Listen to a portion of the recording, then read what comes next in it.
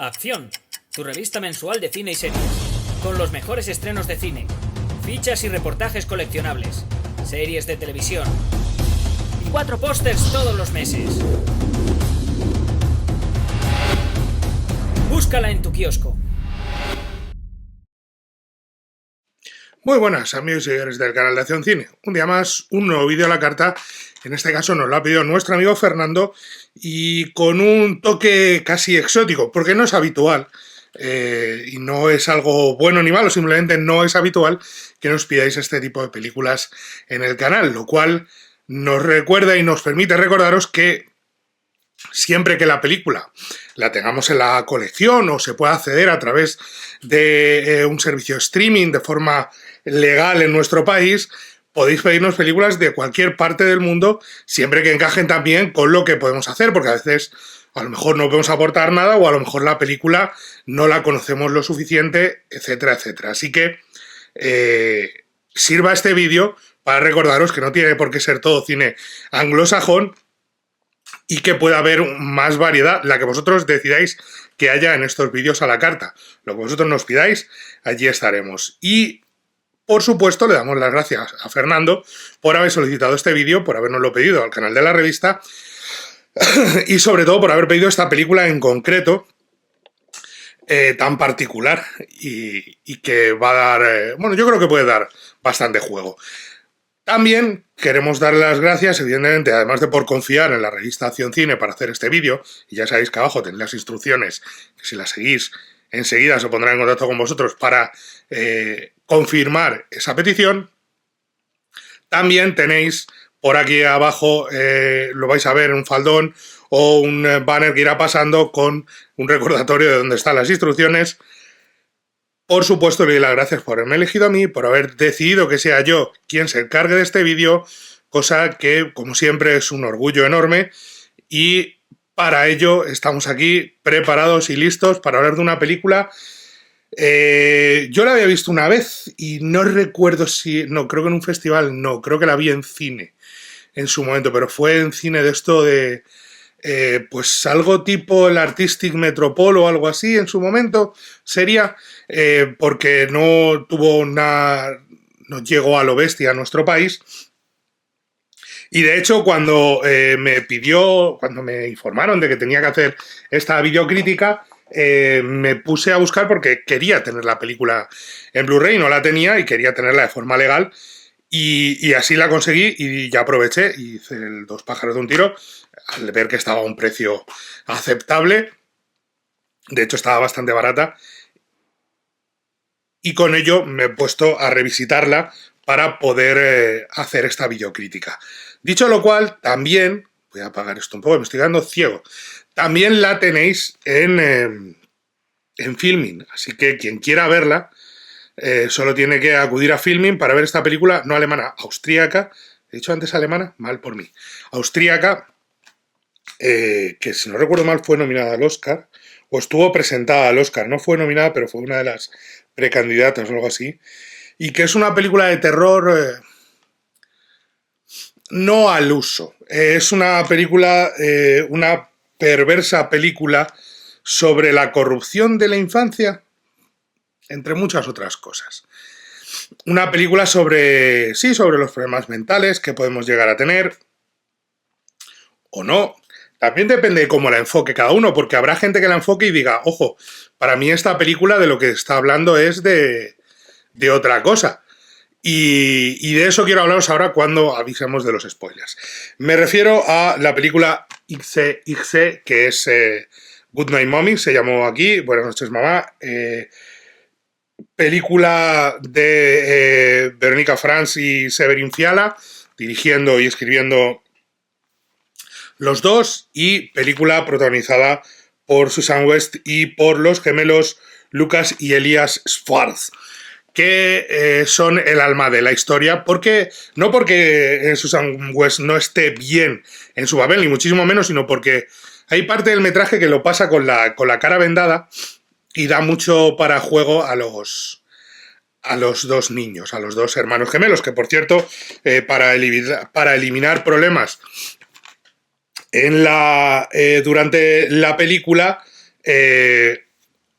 los nombres de los dos gemelos son los mismos que sus nombres reales. En la película se llaman Lucas y Elías, lo cual ayudó a que los dos críos se metieran aún más, si cabe, en su papel de pequeños... De pequeños, sí, vamos a dejarlo ahí. Vaya por delante que para evitar cualquier tipo de problemas vamos a empezar ya a hablar de que aquí hay spoilers. Voy a hablar con spoilers. Spoilers. No digan que no lo hemos advertido, hay spoilers. Si no han visto Good Night Mommy, la tienen en streaming en Filmin. Es muy fácil, no van a tardar mucho en encontrarla, la van a poder ver. Yo tengo esta copia en Blu-ray que es de Alemania, que trae subtítulos en inglés, lo cual es magnífico. Porque si no, mi alemán no es precisamente muy bueno, no es lo que se llama el mejor de los alemanes, básicamente no tengo ni la más remota idea de alemán, así que la tienen en Filmin, la pueden ver en el canal, en el servicio de streaming y disfrutarla, y luego pues podemos partir de ella. Mientras tanto, mientras no la hayan ustedes visto, eviten esta videocrítica en la medida de lo posible, porque se van a llevar, si no, más de un spoiler gigante. Y esta es de esas películas que tiene bastantes spoilers. No es... De hecho, toda la amiga está en el giro final, que aún así, pareciéndome una película muy buena, no... Cuando la vi en su momento, y a ver cómo digo esto sin que suene raro ni malo ni nada por el estilo, cuando la vi en su momento, la sensación que tenía es: esta peli ya la he visto, que es algo que me pasó con otra película de terror reciente, y era: esta peli ya la he visto, ya me la conozco y sé cómo termina. Y no me he equivocado. Según la estaba viendo, todo apuntaba en una dirección, y esa dirección ya la había visto. ¿Eso le resta mérito a la película? No, le resta frescura, porque es el gran giro final. Y le resta un poquito de pozo dramático, porque ya me lo han contado en otra película, que además considero que es un poquito mejor. No mucho, pero un poquito mejor que esta película. Y es la coreana Dos Hermanas. Por si tienen alguna duda o están planteándoselo, es la coreana Dos Hermanas. Y en Dos Hermanas pasan cosas relativamente parecidas. La historia es la de dos gemelos, de Elías y Lucas, que viven con su madre en un castillo, que viven con su madre en una casa un poco aislada, en el campo, en Austria, bueno, un lugar muy bonito, al lado de un pueblecito, muy idílico todo. Y su madre vuelve a casa, es el verano, hace calor, los niños están allí en un pequeño lago que hay, todo es maravilloso, pero los niños reciben a su madre, que vuelve del hospital recién operada de una operación de cirugía estética que le ha cambiado el rostro. Y los niños empiezan a intuir que algo malo sucede, que algo raro está pasando. Su madre empieza a tener un comportamiento errático, no quiere que abran a nadie, no quieren que vean a nadie, les pide que permanezcan con las persianas bajadas, que no hablen con nadie, que no abran la puerta a extraños, que se mantengan lo más aislados posible. Y además empieza a actuar de una forma no errática, pero sí a veces incluso hasta violenta. Bofete a uno de ellos cuando le habla de su gemelo, y se niega a darle de comer a uno de los niños, no quiere hablarle. Pasan cosas raras ahí dentro. En un momento determinado, los niños escapan de la casa y acuden al párroco local buscando ayuda, pero el párroco, cuando llega, les devuelve directamente a la casa. Y algo está madurándose en la cabeza de estos niños, que tienen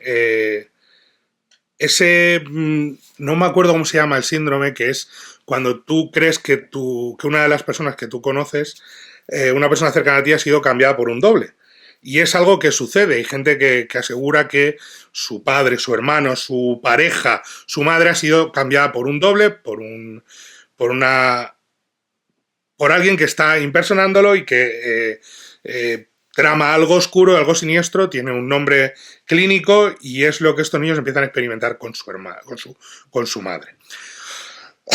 Lo cual provoca que la casa sea un poco tensa, que discutan entre ellos. Los niños tienen juegos muy peculiares, como darse tortazos a ver quién aguanta más. Y cuando ya la madre se ha quitado los vendajes con los que está gran parte de la película para mostrar su nuevo rostro, los niños están convencidos de que a su madre la han cambiado. Cuando descubren una foto de su madre con una amiga que era prácticamente idéntica a ella y que vestía las mismas ropas incluso, están convencidos de que su madre no es su madre está oculta, la han detenido, la han secuestrado y que esta mujer es una doble y es una persona intentando imitar a su madre para hacerles algo. Con lo cual la atan a la cama y la empiezan a torturar para intentar que confiese quién es. Y aquí la película es donde da el giro hacia el auténtico terror, un terror muy material, muy físico y realmente descolocante. No es excesivamente violenta, pero es muy perturbadora. Ver a esa madre atada a la cama, lo de los labios, cómo se los sellan, cuando se mea encima porque no puede contenerlo, cuando llega esa visita de la Cruz Roja recogiendo dinero y intenta que la oigan, pero al final no lo consigue y acaba totalmente encerrada y enclaustrada con los niños. Y pese a que uno de ellos tiene dudas de lo que está sucediendo, de lo que están haciendo realmente, e intenta incluso razonarlo y lidiar con ello e intentar asumir que a lo mejor está diciendo la verdad, el otro está convencido de que no y al final arrastra a su hermano a lo que acaba siendo una amenaza final de: si no nos dices dónde está nuestra madre, te quemamos viva. Algo que al final hacen y queman viva a ella y la casa entera por extensión, dejando un final muy peculiar y muy abierto, en el que en mitad del bosque la madre se reúne con sus dos hijos. Lo cual da a entender que que los niños mueren. Bueno, mega spoiler, cuidado, aquí es donde está el giro de todo. En realidad lo que ha sucedido es que el niño, solo hay uno, está totalmente trastornado. O, si lo vemos de cierta forma, está trastornado y su forma de lidiar con la muerte de su gemelo, algo con lo que no ha podido ser capaz de lidiar, es crear un gemelo en su cabeza. Por eso el niño que vemos interactúa con nadie en toda la película. Por eso cuando dice la madre cosas como ¿qué está haciendo? Dicen: sabes que no puedo verle. Que en mitad de la película tú lo puedes entender como no quiere mirarle, porque no le mira. Sin embargo, en mitad de esta perturbadora forma de lidiar con la desaparición, él lo que cree que es real es que su hermano sigue vivo y que su madre ha sido reemplazada por otro ser, por algo. Lo curioso de todo esto, y aquí es donde está uno de los giros que a mí más me gusta de la película y más me interesa, no es el hecho de, como os digo, estos dos hermanas. El concepto es dos hermanas. El hecho de la película, del todo el tema que tiene esta historia es, en el propio final, qué es lo que está sucediendo realmente. Porque hay gente que os dirá, y tiene un punto es mirarlo de esa forma, que los personajes en realidad mueren todos al final. Se queman todos al final y lo que vemos, esa reunión familiar que vemos entre los maizales, que es como se abre la película y se cierra el círculo. Esa reunión familiar final que vemos es en realidad un encuentro post-mortem. de todos muertos. Pero hay gente que dice que el gemelo que provoca todo, el que está trastornado, el que ha provocado que su madre que su madre muera y que se siente culpable en parte porque la madre se lo dice, tú no tienes culpa de lo que le pasó al otro, puede haber huido y demás, pero si os fijáis hay un plano de la casa cuando llegan los bomberos y está ardiendo en el que se ve a una mujer al fondo, vestida de blanco como la madre, salir del plano. Como si el espíritu abandonara la casa para reunirse con sus hijos. Pero solo la madre. Y uno de ellos ya está muerto. ¿Qué ha pasado con el otro? ¿Por qué no va de la mano con ella? Es una representación idílica de lo que se supone que es lo que él sueña que sería, se imagina, porque él llega y se los encuentra, se imagina realmente que están vivos con él cuando en realidad han muerto, ellos dos, y él es el único que sigue vivo y totalmente trastornado. ¿Cómo de frágil es la mente humana ante el dolor y ante la pérdida, o cómo de fuerte puede llegar a ser para crear estos ciertos mecanismos que hacen que este niño se enfrente a estos demonios y a esta culpa que pueda sentir de esta forma tan particular para evitar derrumbarse del todo.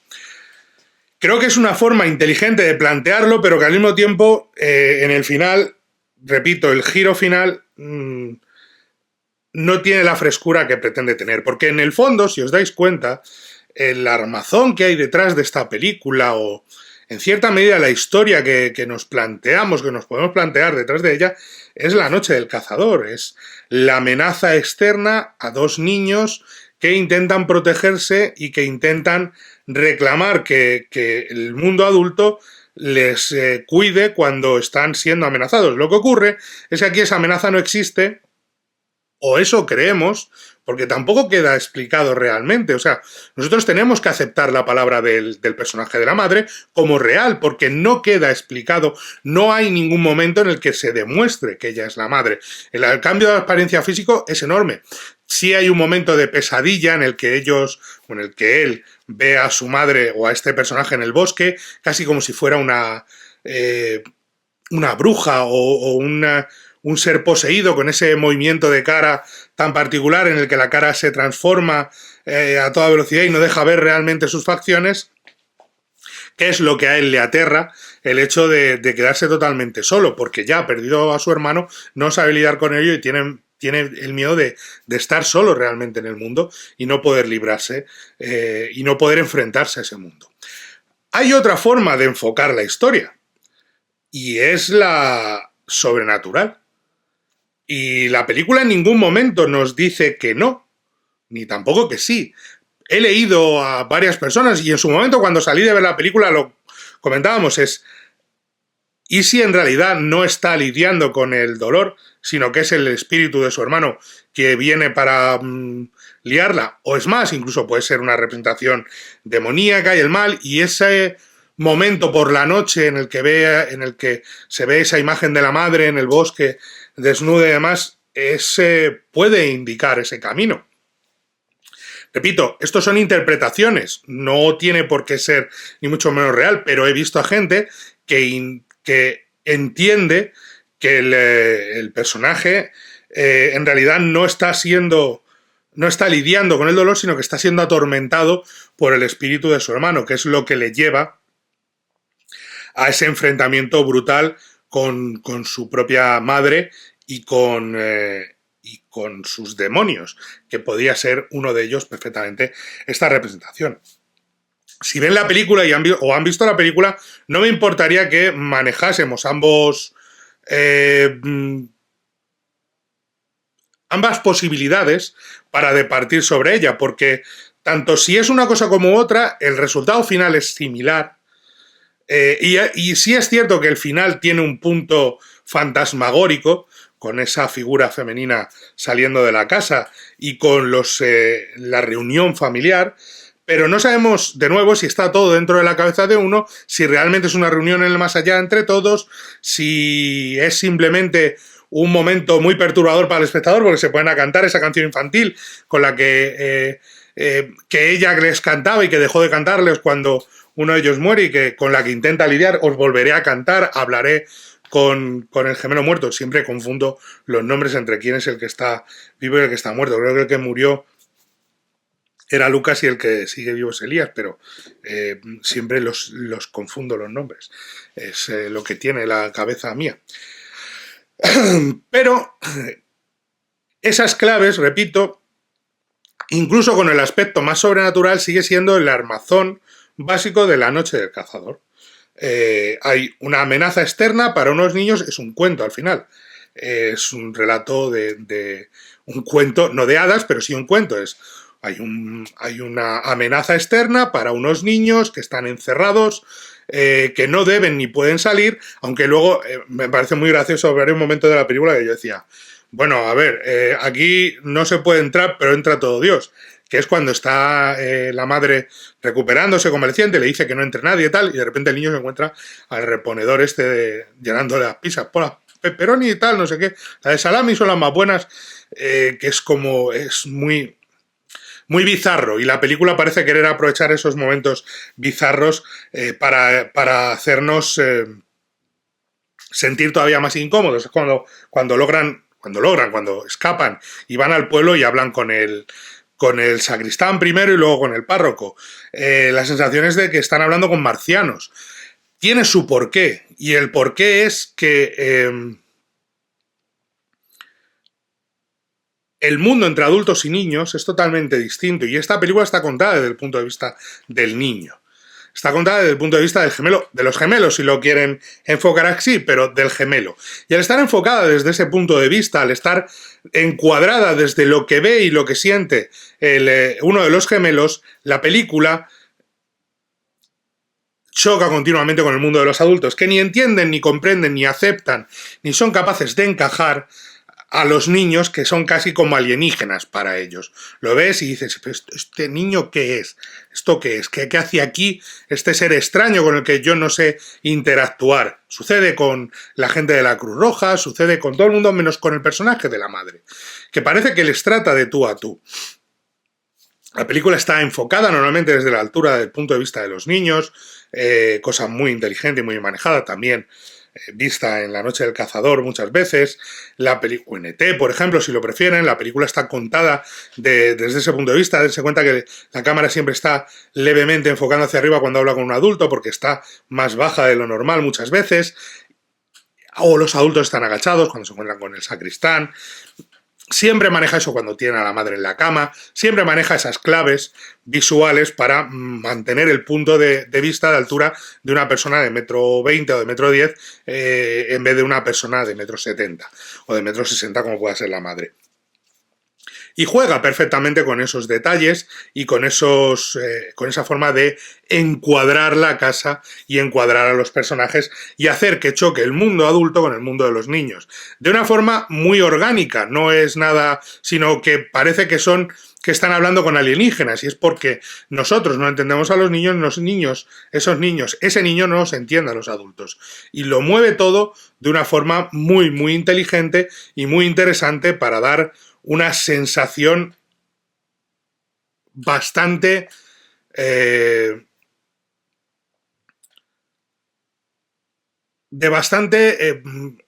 deja bastante satisfecho al espectador. Y eso funciona de una forma muy inteligente y, repito, muy orgánica a la hora de encuadrarlo y a la hora de enfocarlo. Como también lo resulta la interpretación del niño, de los niños. Y ahí sí son dos niños. Yo viendo esta película, los niños son capaces de transmitir una sensación de inquietud muy, muy interesante, algo que se demuestra desde los 60, y si tienen dudas vean la original del Pueblo de los Malditos o la maravillosa ¿Quién puede matar a un niño? de Narciso Ibáñez Serrador, de Chicho Ibáñez Serrador, que es tan nuestra y que es tan icónica, o el remake del Pueblo de los Malditos, o cualquier película en la que el niño juega un papel alienígena, no en el sentido de otro planeta, aunque en algunos casos puede serlo, sino en el sentido de figura extraña, externa al cosmos que se ha creado. Y lo decía el propio John Carpenter, si usted coge a un niño y le dice que mire fijamente a la cámara o que mire fijamente sin pensar en nada, le va a producir escalofríos, porque no sabe lo que está pasando por esa cabecita. Y es verdad, y es una... no hay una... Y tiene mucho que ver con dónde está rodada y el tipo de cultura y de sociedad que llevan.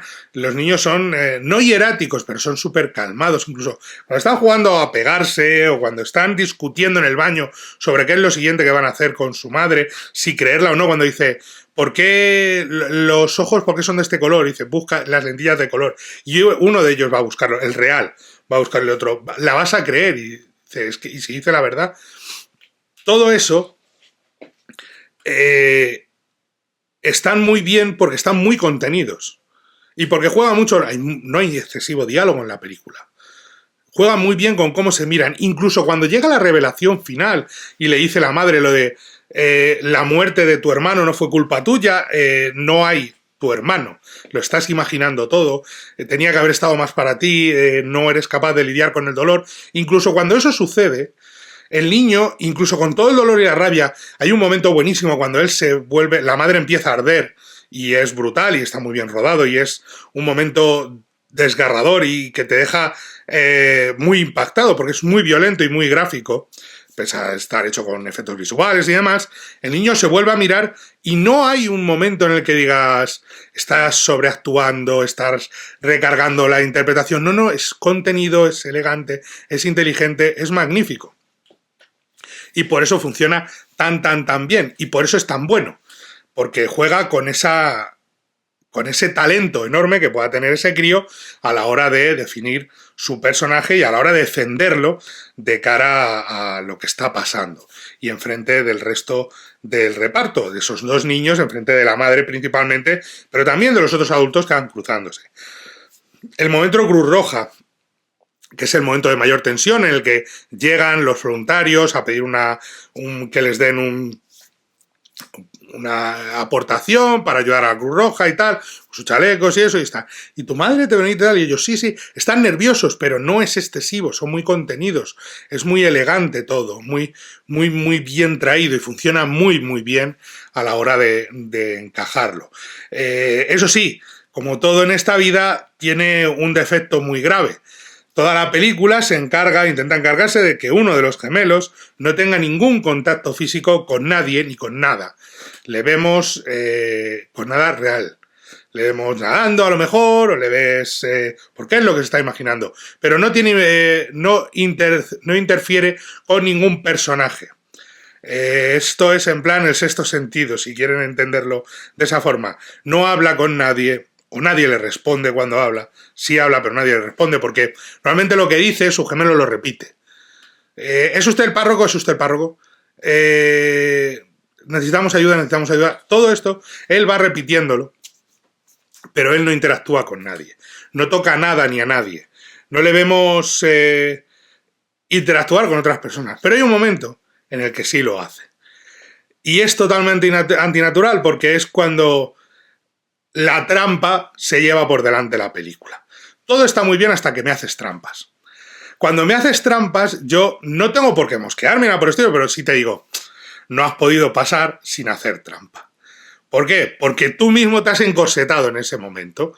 Y es algo que es un problema de guión. Muchas veces es, revisa el guión y reestructúralo de forma de que esto no tenga que suceder así. Y es el momento en el que le sellan la boca con pegamento a la madre. Uno de ellos sujeta los labios y el otro aplica el pegamento. No puede ser, porque uno de ellos no existe.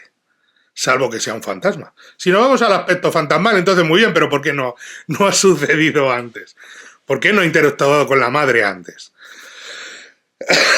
¿Por qué solo en ese momento? Pues ahí es donde está ese pequeñito fallo de guión que le quita un puntito, no, pero que me hace gracia.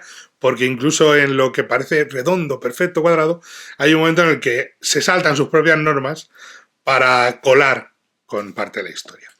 Visualmente hay un detalle maravilloso de la película y es este tipo de historia habría sido narrada en otro momento, fíjense en la casa de la noche del cazador, una casa con habitaciones ocultas, con muchas sombras, sin luz, un lugar terrible, casi decimonónico, una mansión tipo la mansión Bly Manor, si quieren, o la maldición de Bly Manor, o la maldición de Haunted Hill, lo que ustedes quieran.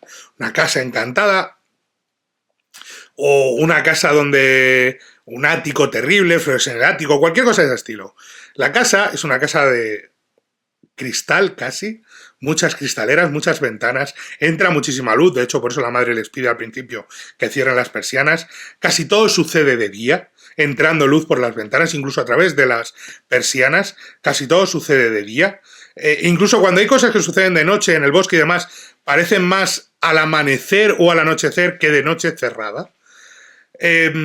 Y aún así genera inquietud dentro de esas cuatro paredes a través de elementos como las persianas propias, esos espacios angulares tan peculiares, y la falta de personalidad. Es una construcción casi muy moderna, muy actual, pero muy impersonal. Y esa falta de personalidad le da una frialdad que convierte al sitio en escalofriante. Es un lugar, una casa que no tiene alma. Y eso ayuda al relato, a que la historia no tenga alma, como parece que pasa con los protagonistas, y a que nos dé aún más, no miedo, no terror, o sea, sí inquietud, porque la película lo que traduce es mucha inquietud y una sensación de desasosiego constante según se va desarrollando. Cuidado con el ritmo, porque es una película que apenas dura 90 y pocos minutos, pero tiene un ritmo muy pausado, muy tranquilo. De hecho, en un momento determinado uno podría decir, bueno, esto en un corto te lo ventilas. Y es verdad que es una historia que en un corto te puedes ventilar, pero no tendrías el desarrollo de personajes, ni de relaciones, ni de historias que realmente tienes en esta película, y que son los que aportan un punto realmente interesante a lo que estás viendo. Sin esa forma de jugar los personajes y de hacer crecer las historias, la historia de estos dos niños con su madre y con todo lo que le rodea, te quedaría un corto simpático por el giro, pero no una historia realmente arbolada en torno a unos personajes y a una situación que puede ser el viaje al no poder lidiar o no saber lidiar con la pérdida de un familiar, de un niño, que le lleva a desarrollar ese síndrome con la madre, esa sensación de que su madre no es real, no es humana. No es su madre, es otra cosa, es su amiga, la amiga de su madre, es un ser, no sabemos. Y eso no se podría explicar también si fuera en una historia más breve, de 15 minutos. Pero eso hace que el ritmo sea muy tranquilo, muy pausado, aunque en los últimos 20 minutos la cosa se dispara y la tensión empieza a crecer. Desde que los niños vuelven del pueblo, la cosa va en escalada hasta el final, que por desgracia para mí fue demasiado previsible y desde el primer momento y me hizo pensar en que ya había visto esa peli, lo cual no es bueno, porque si ya he visto esa peli y de lo que me está hablando esa peli, entonces es que ya he visto esa peli, ¿vale? Quiero que se entienda, no es que digas, es que tiene elementos similares, no, es que estás diciendo, esta peli ya la he visto, ya sé cómo acaba. Y eso no elimina, cuando el resultado es tan bueno, no elimina todo lo que ha sucedido, pero evita que diga, oh Dios, es una de las mejores películas del género. ¿Por qué? Pues porque he visto otras que estaban más cercanas a ella, o que lo hicieron antes y que transmitían lo mismo. Así que para mí es una película de 4 estrellas, Fernando, me parece una película muy buena, muy, muy, muy buena. Quizá el ritmo tenía que haber sido un poquito más tenso desde el principio, no más acelerado, sino de hacer crecer la tensión más desde el principio, porque creo que la película va y de repente es exponencial hacia arriba y creo que podría haber sido mucho más gradual y hubiera funcionado un poquito mejor, y por esa sensación de falta de frescura que me deja al final, porque de lo que habla, no solamente del final, sino de lo que habla, de todo lo que me habla, es algo que ya he visto y que ya me han contado anteriormente, y esa sensación me queda decir, no habréis visto esta película y os ha gustado mucho, no lo sé. Sea como sea, muchísimas gracias, Fernando. 4 estrellas para Buenas noches, mamá, Good Night, Mommy. Ixe, como se pronuncie, ya saben que no hablo alemán, lo siento. Dadle al like, suscribiros, contadnos lo que queráis, tenéis al lado el botón de unirse a la membresía, de ser miembros del canal, 4 niveles para elegir en qué medida queréis formar parte del mismo y tener acceso a contenido premium. Y poco más que deciros, like, suscribiros, nos contéis lo que queráis y nos vemos en la próxima. Adiós. Acción, tu revista mensual de cine y series, con los mejores estrenos de cine, fichas y reportajes coleccionables, series de televisión y 4 pósters todos los meses. Búscala en tu kiosco.